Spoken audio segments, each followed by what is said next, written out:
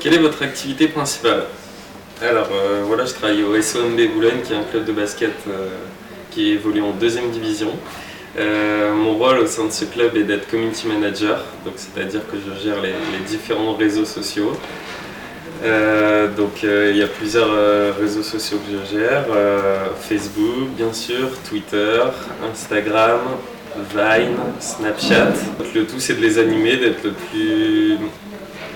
le plus présent possible, le plus attractif et le plus original possible. Quelles sont les études à suivre? Il n'y a pas vraiment de profil particulier, je pense, de profil type, pardon. Moi je suis un cas un peu particulier parce que je viens du monde du journalisme. Je suis ensuite parti en master communication et marketing et voilà, je me retrouve ici. Donc forcément il n'y a pas vraiment de profil type, c'est une question d'opportunité après, surtout dans des entreprises comme je le suis là où c'est vraiment par rapport à l'expérience que j'ai pu avoir avant, qui me connaissaient, qui savaient que j'en étais capable. C'est tout, il n'y a pas d'exemple type de formation. Quelles sont les compétences professionnelles requises? On va dire qu'il faut être plutôt original. Il faut réussir à se différencier pas toujours faire... c'est bête à dire, mais faire le buzz un peu, c'est sortir du lot, être original. Après c'est important aussi d'être hyper réactif, ça demande beaucoup de temps, mais on différencie une bonne page, une bonne page sur un réseau social à cette capacité-là à réagir très rapidement, à mettre beaucoup de contenu. Voilà, à savoir réagir rapidement à l'actualité ou répondre rapidement à un message avant que ça puisse partir en bagarre entre les différentes personnes qui interviennent. Donc je pense que ces deux capacités-là, être réactif et être original.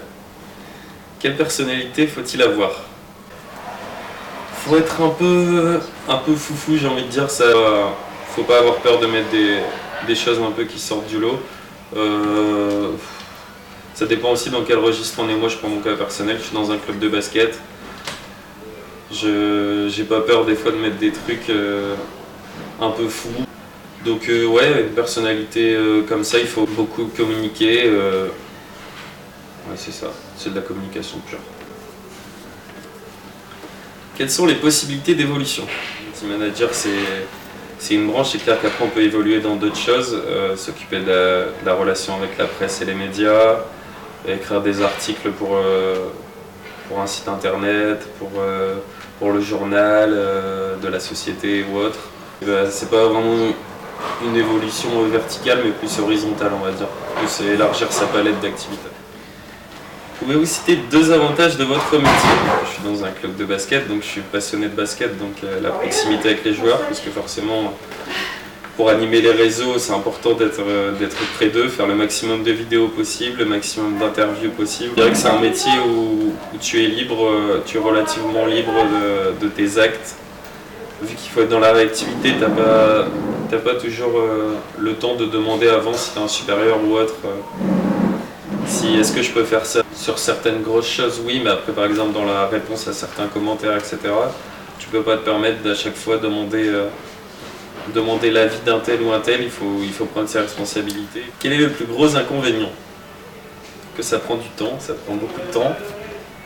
Il faut toujours être sur son portable, il faut toujours être à l'affût. On a toujours besoin de toi pour publier une info. Ah bah, il y a ça qui vient de sortir, il faut que tu le mettes. Il faut pas que tu laisses ce message là, il faut le bannir. Il y a un tel qui a mis de la pub, il faut l'enlever. Et bon, quand on aime ce qu'on fait, il n'y a pas de souci là-dessus. Quelles sont les étapes pour arriver à ce poste? Il faut faire ses preuves parce qu'on ne peut pas mettre n'importe qui à ce poste-là parce que c'est un poste qui a beaucoup de visibilité.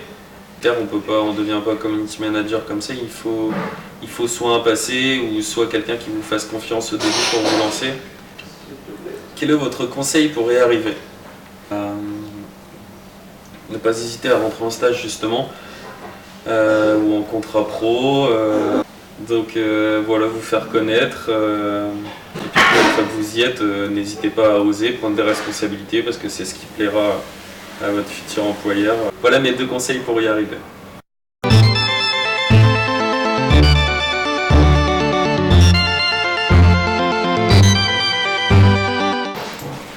Question 10.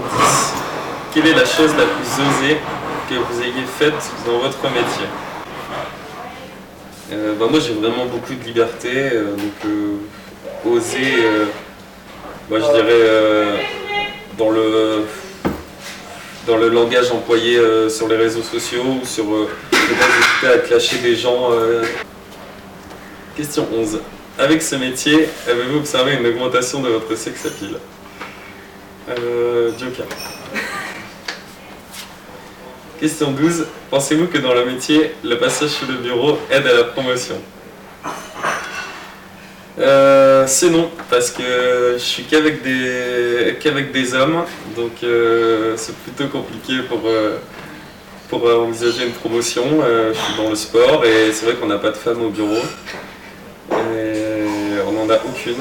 Après, c'est donc dans les dirigeants. Après, si on compte, il y a des femmes au club, mais c'est plus des hôtesses ou des femmes qui s'occupent du service des VIP. Donc non, ce n'est pas une idée pour avoir une promotion.